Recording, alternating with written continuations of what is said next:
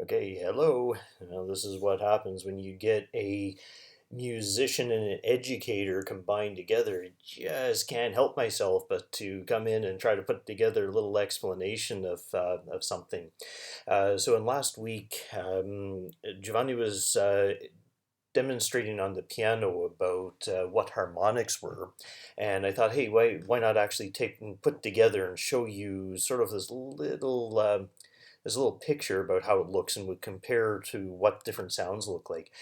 First of all, the important thing to understand is the way how sound travels through the air. It travels by these vibrations in the air molecules. So you can see this little red thing over here. This would be considered a speaker pushing out the air. And what happens is, as it moves these air particles, the particles simply move along and eventually end up reaching your eardrum.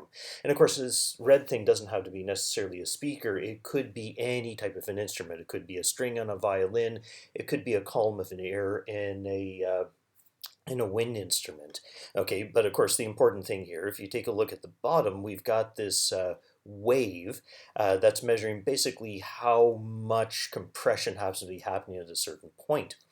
Now, to kind of put this into maybe something a little bit more interesting, what I've done is I have been busy and I've composed a symphony over here in Studio One. I call this Robert's First Symphony in F. Okay, and the reason why I picked the F is because, well, it's the only note that was common for the instruments that I happen to have on hand. So get ready for this, and this is what my symphony sounds like. Okay, not particularly exciting, but it is really just an F note. And what I've done is I've recorded this using a few different instruments. For example, I took a recorder. Okay, and then I recorded it with a violin. Okay, and I also included a viola and a vocal as well, just so we get some kind of an idea about how this works. Now, even though all of these instruments are playing exactly the same note, what makes them different? And of course, the most interesting thing, if you listen carefully to this one here at the bottom, that is a very different type of a sound. It's a very pure sound. And what we're going to do is we're simply going to zoom in and take a look at the individual waves.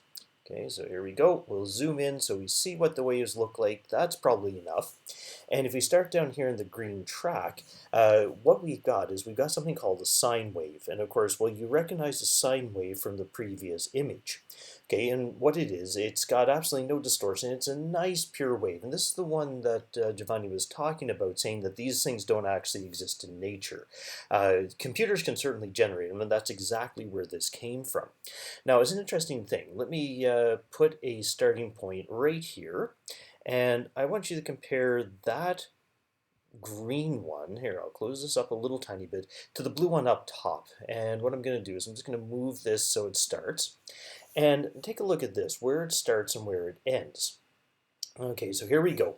Notice that this is one full cycle. So from the left vertical line to the right vertical line, that is exactly one cycle. That's happening at like 239 times per second. And you'll notice on the top one, which is the recorder, you can also see this happening at the same frequency. But in addition to this, you can see these little extra oscillations that are happening inside. Okay, these little oscillations that are happening inside are called the harmonics. Okay, we'll come back to that in a few seconds. And you can see that every instrument kind of has its own set of harmonics attached to it. For example, the violin's got quite a few more. My viola, which has kind of a harsh sound to it, has a few extra of these. In fact, even when I was doing the ahs and the ohs, you can see I kind of get the same type of thing. There's definitely some case where we can see that there's repetition happening. Let me slide this over to here. You can definitely tell that there's repetition happening at the certain frequency, but of course the individual waves are changing. Now, all of these things are the result of harmonics. So what's a harmonic? Well, a harmonic is basically a multiple of these frequencies. So when you vibrate a string on a violin or a piano, not only does the string vibrate at a certain frequency, you also get these multiples. You get 2 times, 3 times, 4 times. And I found this really nice little demonstration here online. It's an additive synthesis, and if we turn this on, this is 349.2 hertz, and of course what this is the, here, I won't turn it up too loud, this is the same frequency that we've been using for my symphony in F. But now the interesting thing, what I'm going to do is I'm going to turn down the first harmonic and I'm going to turn up the other one. So I'll go through all of them. Okay, that's the first one. The second one is a higher pitch. Next one, double. Next one, double, and keeps on going. Okay, we got this one, and we've got the 6th harmonic, and the 7th harmonic, and the 8th harmonic, the 9th harmonic, and the 10th harmonic, and finally the 11th harmonic. Now you'll notice about these harmonics is they are much higher in frequency, and it isn't just the harmonics themselves that's the interesting thing. It becomes more of a point what happens when you start combining them. For example, if I take, say, the 5th harmonic and add it to this, you see what the waveform does, and if you listen to it, not only do you get sort of the bass note, but you can also hear this resonating frequency at the top.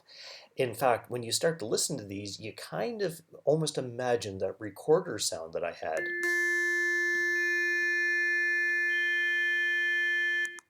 Okay, in fact, I can see that somebody here has even put up a preset for a violin, and I'll give you an idea what it sounds like, and they've gone and they've set up some of these.